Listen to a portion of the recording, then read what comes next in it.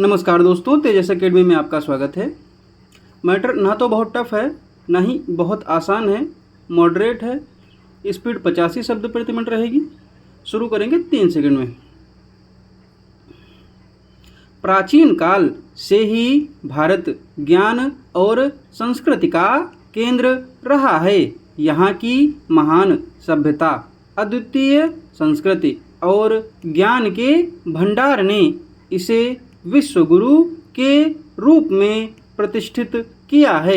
विश्वगुरु का अर्थ है वह देश जो संपूर्ण विश्व को ज्ञान और शिक्षा में मार्गदर्शन देता है। भारत ने सदियों से इसी भूमिका का निर्वहन किया है और आज भी इसके प्रतीक के रूप में देखा जाता है। भारत ने वेदों, उपनिषदों, महाभारत, रामायण जैसे ग्रंथों के माध्यम से समूचे विश्व को अमूल्य ज्ञान प्रदान किया है। तक्षशिला और नालंदा जैसे विश्वविख्यात विश्वविद्यालयों में न केवल भारतीय बल्कि विदेशी छात्र भी शिक्षा ग्रहण करने आते थे। आयुर्वेद, योग और ज्योतिष जैसे विज्ञानों का विकास भी भारत में ही हुआ, जिसने स्वास्थ्य और ज्ञान के क्षेत्र में महत्वपूर्ण योगदान दिया। आज के दौर में भी भारत ने विज्ञान, प्रौद्योगिकी, चिकित्सा और सूचना प्रौद्योगिकी के क्षेत्र में अपनी प्रतिभा का लोहा मनवाया है। भारतीय वैज्ञानिकों ने अंतर्राष्ट्रीय स्तर पर अपनी पहचान बनाई है। इसके साथ ही भारतीय इंजीनियरों ने दुनिया की अग्रणी कंपनियों में अपनी महत्वपूर्ण भूमिका निभाई है। भारतीय संस्कृति और आध्यात्मिकता ने भी पूरे विश्व को प्रभावित किया है।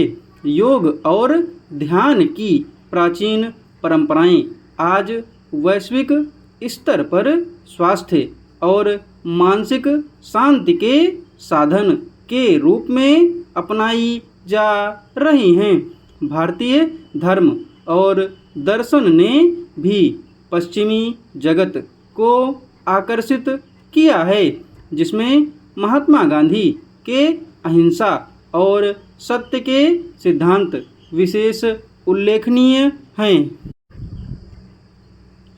आर्थिक और राजनीतिक दृष्टि से भी भारत का वैश्विक मंच पर महत्वपूर्ण स्थान है।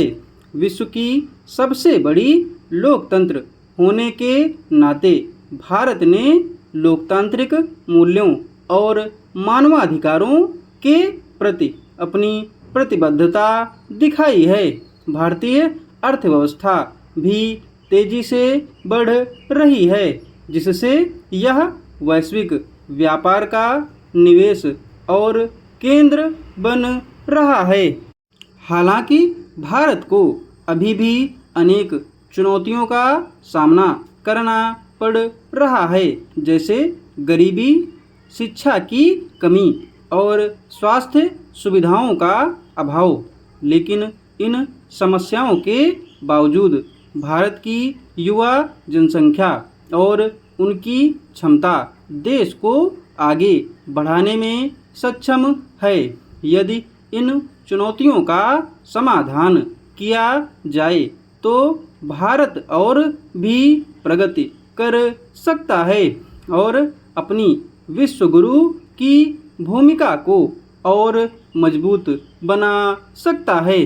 भारत की महानता केवल उसके प्राचीन गौरव में ही नहीं, बल्कि उसकी वर्तमान उपलब्धियों और भविष्य की संभावनाओं में भी है। विश्वगुरु के रूप में भारत की पहचान उसकी ज्ञान, संस्कृति और मानवीय मूल्यों में निहित है। यदि हम अपनी विरासत को संजोए रखें और वर्तमान समय की चुनौतियों का सामना करने के लिए तत्पर रहें तो निसंदेह भारत पुनः विश्व गुरु के रूप में प्रतिष्ठित हो सकता है।